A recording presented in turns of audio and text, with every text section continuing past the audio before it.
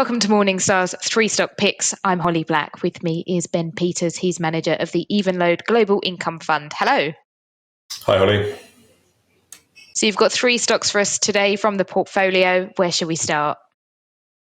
Well, I'd like to kick off with one of our larger positions in the portfolio, which is Henkel, which is a German industrial and consumer goods conglomerate. So a slightly odd mixture of businesses, but each has its merits in its own way. So the largest part of the business is actually a business which makes industrial adhesives.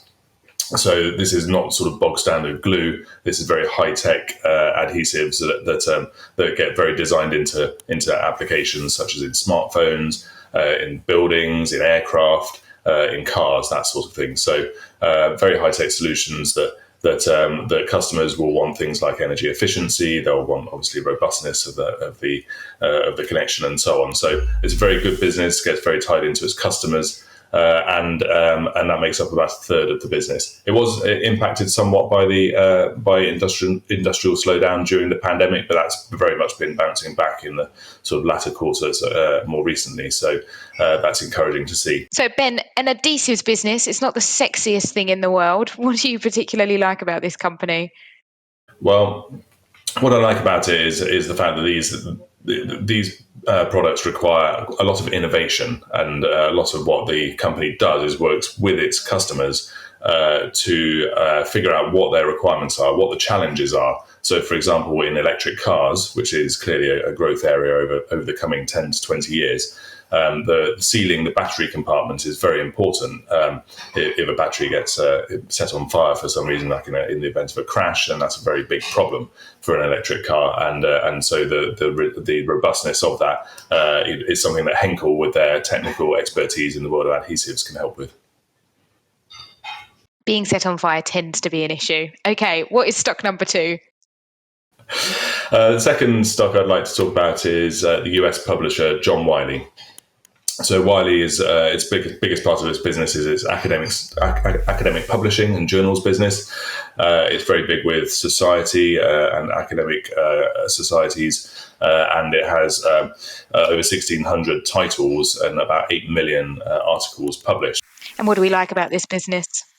Very interestingly, the other part of the business, which has just reached profitability and is probably the growth engine for the business in the future, is putting together online programs for higher education institutions and then managing for them. So in this country, there's the University of Birmingham and the University of Bath are used by Wiley to deliver their online programs, and that's seen some good growth. Okay, what's our final stock? So the final company I'd like to talk about is Medtronic.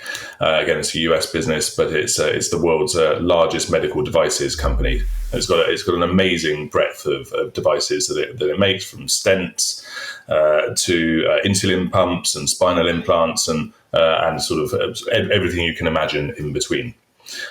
It's clearly got benefits for the end customer. If you have some ailment that you need treating, then it's highly likely that if you need a device, then it's going to be a Medtronic device. It's got 72 million patients that it addresses annually. So clearly, innovation within that world is very important, and also relationships with healthcare professionals to help them understand the benefits of using Medtronic's products.